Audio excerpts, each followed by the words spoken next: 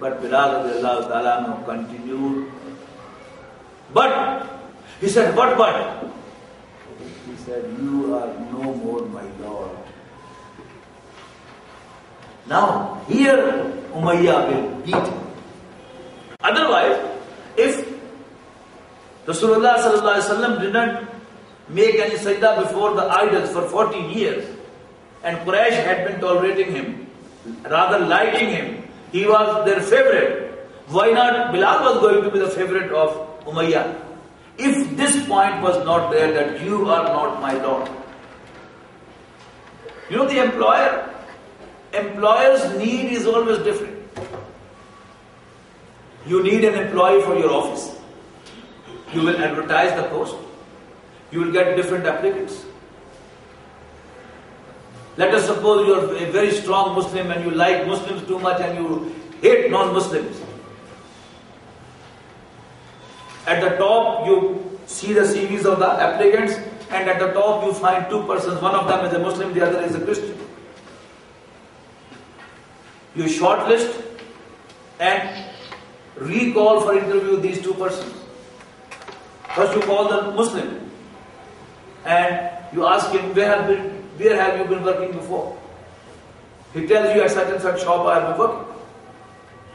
You say, okay, sit outside. You will call that office and ask them, do you know Mr. Muhammad?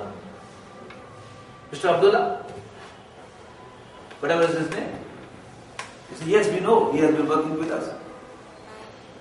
Why did you fire him? Your immediate question will be, why did you fire him? They will tell, oh, he is a very good worker, but we had a doubt that he made a corruption. He knows his job very well, but we had a doubt that he made a corruption. Now you will call the other gentleman, Mr. John. Ask him, where have you been working before? He will say, I have been working at such and such office. Okay. Sit outside. Now you will call that office. Do you know Mr. John? Yes, we know very well.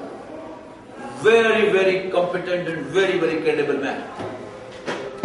You will immediately ask the question, then why did you turn him out? They will tell the reason that, oh, his mother fell ill and he went to ask her. Her illness prolonged and finally she died too. In the meantime, we had another person employed. He came back, but though we liked him very much, but it didn't appear nice to us that we fired the person without any reason. So we didn't re-employ him, we didn't have sufficient funds to have two servants. Tell me honestly, if you are the employer, you love Muslims very much and you hate the Christians, whom would you employ? Mr. Abdullah or Mr. John? Tell me. John? John. Was Umayyah foolish? When Bilal radiallahu ta'ala reassured him that from now onwards I will serve you very honestly. Was he foolish that he started beating him? The problem was, he said that I will serve you very honestly, but you are no more my Lord. My Lord is Allah subhanahu wa ta'ala. He beated him and then asked him sometime, tell me, who is your Lord? He said, Ahad, only one. He beat him again, and after some time asked him again, who is your Lord? He said, the only one. And what was the punishment, you know? Makkah is a rocky land, rocky. He was being dragged at rocky land. And have you ever heard what happened to Khabbab?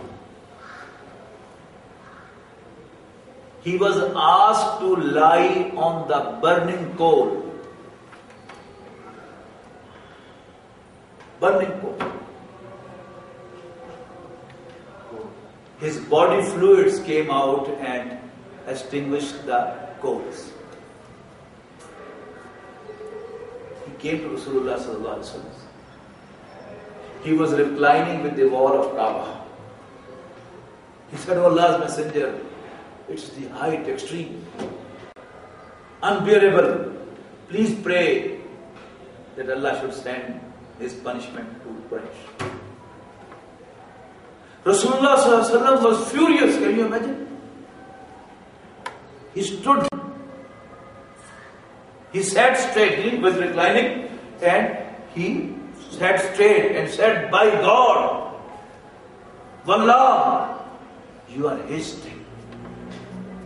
You are hasting. Don't make haste. Do you know people before you, they were burnt alive.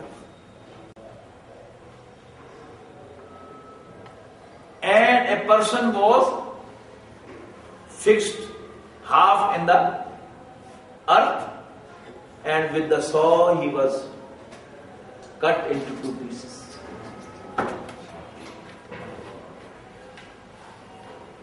But remember, a time will come, inshallah, that everything will come to an end. But now you are hasting. And what happened to Musab bin Umair radiyallahu anhu? I told you yesterday. You know, Bilal was a slave. Khabbab was a poor man. But Musab radiyallahu anhu, he belonged to a well-to-do family. He got persecution from his uncle. Then there were some whose parents beat them. Even Abu Bakr radiyallahu ta'ala anhu was beaten.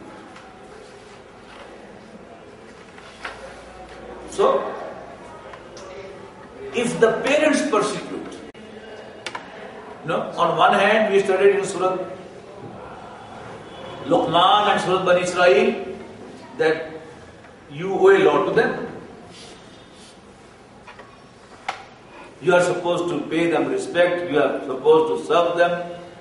But now I read وَوَصَّيْنَا الْإِنسَانَ بِوَالِدَيْهِ إِحْسَانًا حُسْنًا وَوَصَّيْنَا الْإِنسَانَ بِوَالِدَيْهِ حُسْنًا.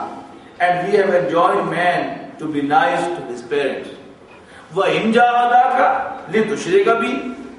But if they force you to ascribe associates with me, مَا لَيْسَ لَكَ بِهِ عِلْمٍ, of which you have no knowledge, فَلَا تُطِعْهُمَا, then don't listen to them. إِلَيَّ مَرْجُوكُمْ. In Surah Luqman, we got another sentence too, وَصَاحِبْهُمَا فِي الدُّنْيَا مَعْرُوفًا. But provide them a company in a nice way even then. إِلَيَّ مَرْجُوكُمْ. Your return is to me alone. فَأُنَبِّئُكُمْ بِمَا كُنْتُمْ تَعْمَلُونَ. Then shall I notify you the record of what you have been doing. وَالَّذِينَ آمَنُوا وَعَمِلُوا الصَّالِحَاتِ. And those who believe and perform righteous acts, لَنُدْخِلَنَّهُمْ فِي الصَّالِحِينَ. Indeed, we shall most certainly include them into the righteous ones. وَمِنَ النَّاسِ مَن يَقُولُ آمَنَّا. Another class. And there are some among the people who claim to believe in Allah, فَإِذَا أُوذِيَ فِي اللَّهِ. But when they are persecuted in Allah's way, جَعَلَ فِتْنَةَ النَّاسِ كَعَذَابِ اللَّهِ. They take the trial from the people as Allah's punishment. The negative of this is called the negative approach. People persecute them in Allah's way, and Shaitan brings to their mind that, look, had you been Allah's favorite, you wouldn't have faced this. Allah is punishing you, so leave this way. Since they respond and listen to the whisper of Shaitan, so they turn away. جَعَلَ فِتْنَةَ النَّاسِ كَعَذَابِ اللَّهِ. They take the trial from the people as Allah's punishment. وَلَئِنْ جَاءَ نَصْرٌ مِنْ رَبِّكَ. But whenever a help from Allah comes in the form of some worldly gain, لَيَقُولُنَّ إِنَّا كُنَّا مَعَكُمْ. Indeed, they shall certainly say, surely we were with you. A typical picture of the munafiqeen. أَوَلَيْسَ اللَّهُ بِعَالَمًا بِمَا فِي صُدُورِ الْعَالَمِينَ. Is not Allah in full knowledge of all which people of all worlds conceal in their breasts? وَلَيَعْلَمَنَّ اللَّهُ الَّذِينَ آمَنُوا. Ayah number 3 was فَلَيَعْلَمَنَّ اللَّهُ الَّذِينَ صَدَقُوا وَلَيَعْلَمَنَّ الْكَاذِبِينَ. Now those الَّذِينَ صَدَقُوا and الَّذِينَ آمَنُوا are being clarified. وَلَيَعْلَمَنَّ اللَّهُ الَّذِينَ آمَنُوا. So those who are true in their words, they are amanu. And Allah has to identify who are the believers. وَلَيَعْلَمَنَّ الْمُنَافِقِينَ. Same way He has to identify the hypocrites. Why this translation you find different in different places? Because of a point of our belief.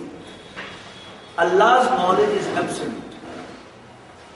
It doesn't divide into 3, past, present and future.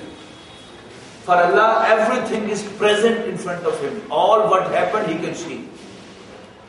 And all what is going to happen, He also sees that at the same time.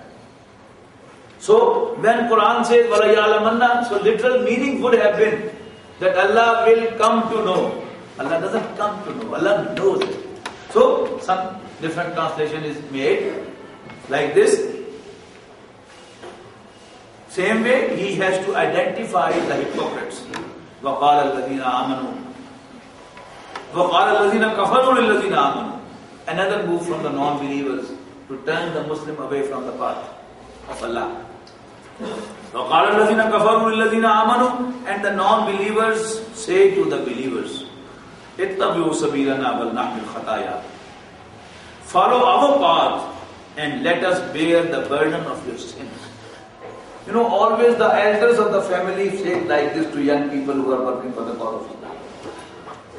Your elders, if you today make a mind and you declare that you will work for the cause of Islam, you will keep your profession in the back and you will give priority to this cause. Let me warn you, all this is going to happen. Your elders will say, oh, who was that doctor who came from Pakistan to mislead you? We have been Muslim, we know. Follow us. Nothing will happen to you. We will bear all the burden if something happens against you on the day of that. So, this is what Allah Almighty is saying. اتَّبِعُوا سَبِيلَنَا وَلْنَحْمِلْ خَطَايَاكُمْ. Follow our path and let us bear the burden of your sins. وَمَا هُمْ بِحَامِلِينَ مِنْ خَطَايَاهُمْ مِنْ شَيْءٍ. But they will not bear any of the burdens of their sins. إِنَّهُمْ لَكَاذِبُونَ. Indeed, they are certainly lying. وَلَا يَحْمِلُنَّ أَثْقَالَهُمْ. Yes, they shall indeed bear their own loads. وَأَثْقَالًا مَا أَثْقَالِهِمْ. And some other loads along with their own. One is to bear the load and pass. The other is to get the load and sink. Here it means, yes, they will sink of their own loads and the loads of those whom they mislead. No, they say, we will bear your burden. Allah Almighty says, yes, they will. But how? They will sink with their own loads and the loads of those whom they mislead. وَلَا يُسْأَلُنَّ يَوْمَ الْقِيَامَةِ عَمَّا كَانُوا يَفْتَرُونَ. Moreover, they shall indeed be questioned regarding their invented lies on the day of judgment. This that you have to be tried, you have to be tested. This is so certain a subject of the Quran that every now and then in the Quran you will find this.